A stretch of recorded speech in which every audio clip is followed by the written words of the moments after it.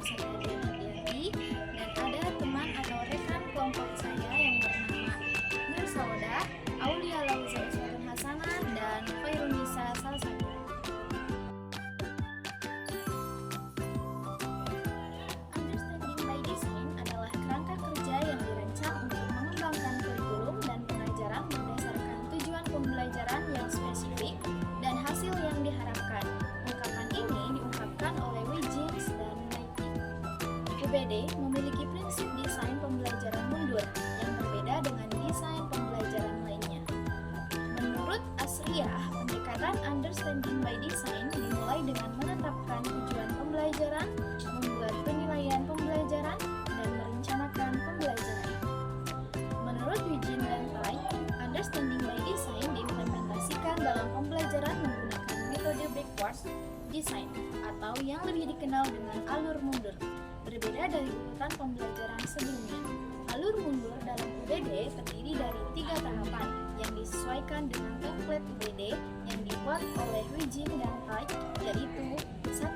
Menentukan hasil yang diinginkan, 2. Tentukan bukti penilaian, dan yang terakhir, merencanakan pembelajaran.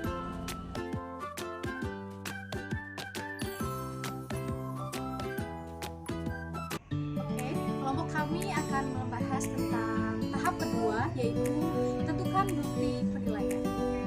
Pada tahap ini, guru mengumpulkan bukti terkait hasil atau pemahaman yang ingin dicapai oleh siswa dengan menggunakan asesmen dan berbagai metode penilaian yang diberikan, seperti memberi tugas kinerja berupa proyek, portofolio. Kemudian, bukti lainnya seperti memberikan kuis, tes, dan pengamatan. Selain itu, asesmen yang perlu diberikan yaitu penilaian diri dan penilaian teman sejauh. Asesmen formatif cocok untuk dijadikan sebagai penilaian yang diutamakan oleh guru untuk mencapai hasil belajar yang ingin dicapai siswa.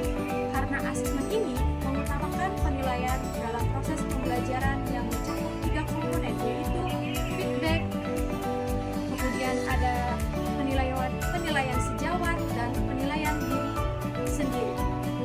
Pada tahap kedua ini, menentukan bukti penilaian. Melalui tugas kinerja formatif dan sumatif, peserta didik akan mendemonstrasikan pemahaman yang diinginkan melalui bukti lain seperti kuis, tes, observasi, presentasi, report, formal, sheet for understanding, project, dan sebagainya. Maka, peserta didik akan menunjukkan pencapaian hasil yang diinginkan. Yang kedua, dengan kriteria validitas, reliabilitas, dan kuantitas guna menilai pemahaman peserta didik. Melalui peserta didik mampu merefleksikan dan menilai diri sendiri pembelajaran yang mereka lalui dengan anekdotal notes. Jadi, guru membuat catatan harian tentang apa yang ingin dicapai peserta didik lebih khusus berkaitan dengan penugasan materi dan pengaplikasian nilai-nilai dari materi yang dipelajari. Anekdotal notes bersifat individual atau per peserta didik. Kemudian, penilaian dan evaluasi belajar terintegrasi total dengan seluruh proses pembelajaran. Terintegrasi melalui dengan guru mengumpulkan bukti yang otentik, nilai yang diperoleh siswa harus dapat dipertanggungjawabkan, dan peserta didik harus bisa membuat produk agar peserta didik tersebut mengetahui atas materi yang telah belajar.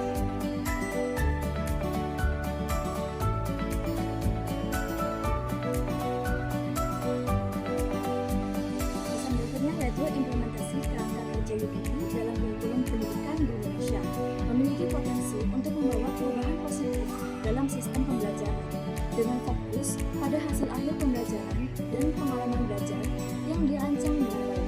Peserta didik dapat mencapai kompetensi yang lebih tinggi akan mendapat kesempatan Peserta didik dapat mencapai kompetensi yang lebih tinggi melalui pembelajaran yang efisien. Selain peserta didik, guru juga akan mendapat kesempatan untuk berkembang menjadi guru yang kreatif. pun artikel yang berkaitan. Yang pertama yaitu Strategi Understanding by Design dalam Pendidikan Abad 21 yang ditulis oleh Wulandari, Saleh Hidayat, dan Eka Wulandari. Artikel ini membahas mengenai belajar melalui strategi UBD bisa memecahkan permasalahan abad ke-21. Desain mundur digunakan dalam strategi UBD. Ketika strategi UBD digunakan, belajar menjadi lebih berorientasi pada tujuan dan pekan. Tahapan yang ada di UBD adalah menetapkan tujuan pembelajaran yang akan dicapai, mengembangkan penilaian untuk mengukur tercapainya tujuan, dan merencanakan kegiatan pembelajaran yang selaras dengan objektif.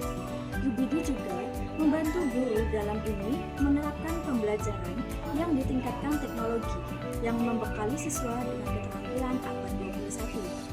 Strategi UBD memungkinkan pembelajaran untuk menjelaskan, menafsirkan, menerapkan sudut pandang, berempati, dan memiliki kesadaran diri.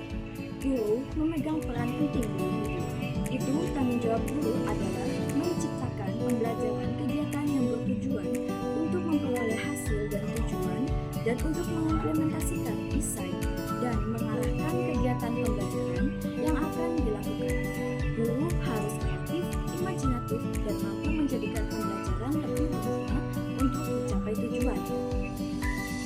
Artikel yang berkaitan yang kedua yaitu yang ditulis oleh Tsunami dengan judul Implementasi Kurikulum Merdeka di kelas 10-2 SMAN 22 Surabaya dengan menggunakan metode Understanding by Design. Artikel ini menjelaskan berdasarkan hasil penelitian mengenai upaya meningkatkan hasil belajar secara peserta didik kelas 10-2 SMAN 22 Surabaya tahun ajaran 2022-2023 dengan menggunakan model pengembangan kurikulum Understanding by Design. Penelitian memberi simpulan sebagai berikut. Yang pertama, kompetensi kinerja guru dalam mata pelajaran sejarah meningkat dari siklus 1 sebesar 52% pada kategori cukup meningkat, pada siklus 2 sebesar 66,36% pada kategori baik. Yang kedua, aktivitas peserta didik dalam mata pelajaran sejarah meningkat dari siklus 1 sebesar 62,75% pada kategori cukup menunjukkan peningkatan, pada siklus 2 sebesar 75,36% pada kategori baik.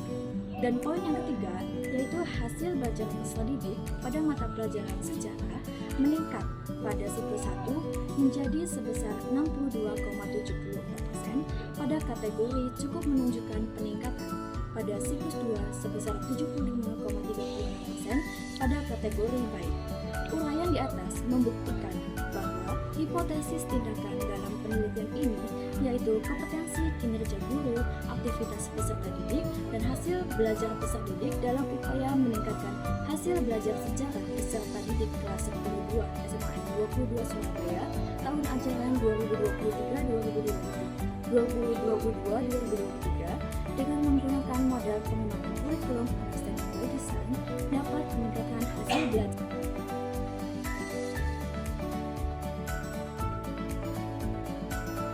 Berikutnya yaitu artikel yang berkaitan dengan judul Pembuatan Perangkat Ajar Kurikulum Merdeka melalui pendekatan Understanding by Design bagi guru IPS Madrasah di Kabupaten Rejang Lebong, dengan penulisnya yaitu Muhammad Ilham Gilang dan Miswah. Berikut hasil penelitiannya. Yang pertama yaitu kondisi awal guru-guru IPS madrasah sebelum pelatihan memperlihatkan kurang paham mengenai materi tentang kurikulum merdeka secara filosofis, konsep, teknis, dan langkah-langkah dalam melakukan pembelajaran IPS di dalam kelas. Ditandai dari tidak bisa menyebutkan modul ajar sebagai pengganti MPP di kurikulum merdeka. Kemudian yang kedua yaitu proses pelatihan guru-guru IPS dalam membuat perangkat ajar kurikulum merdeka berbasis Understanding by Design disampaikan oleh guru-guru mendapatkan pemahaman baru, keterampilan baru, serta pelatihan dapat dimanfaatkan untuk membuat perangkat ajar. Kemudian yang ketiga yaitu kondisi pemahaman guru-guru IPS Madrasah di Kabupaten Rejang Lebong tentang kurikulum merdeka Understanding by Design setelah pelatihan menunjukkan perubahan sikap setelah pelatihan dan berguna dalam memecahkan persoalan sosial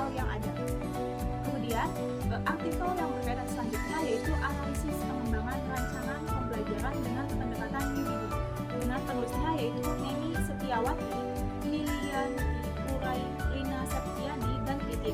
Dengan hasil penelitiannya yaitu UBD diimplementasikan dalam pembelajaran menggunakan metode backward design atau yang dikenal dengan alur mundur. Pendekatan understanding by design sudah diimplementasikan di Indonesia dengan menerapkannya dalam proses pembelajaran di kelas dan dinyatakan efektif untuk digunakan. Dari hasil penelitian yang dilakukan, peneliti lainnya menyatakan bahwa peserta didik memiliki persepsi bahwa UBD sudah efektif untuk digunakan dan dapat meningkatkan motivasi serta aktivitas belajar siswa. Untuk mengetahui dan membantu pemahaman siswa tersebut, diperlakukan sebuah asesmen untuk mengukurnya. Asesmen formatif cocok untuk dijadikan sebagai penilaian yang diutamakan oleh guru untuk mencapai hasil belajar yang ingin dicapai siswa. Karena asesmen ini mengutamakan penilaian dalam proses pembelajaran yang mencakup 3 komponen penilaian, yaitu feedback atau umpan balik, per-assessment atau penilaian sejawat, dan self-assessment atau penilaian diri sendiri. Selain itu, peran guru dalam rancangan kerangka UBD yaitu sebagai perancang dalam menentukan hasil belajar siswa dengan memperhatikan karakteristik rumusan kompetensi dasar yang lebih berfokus pada kompetensi yang ingin dicapai, bukan pada materinya, sehingga guru didorong untuk menggunakan fokus pembelajaran menggunakan result focused design atau backward design. Berikut referensi yang kami kutip. Sekian penjelasan mengenai prinsip UBD dari kelompok kami. Mohon maaf apabila banyak kesalahan. Terima kasih. Assalamualaikum warahmatullahi wabarakatuh.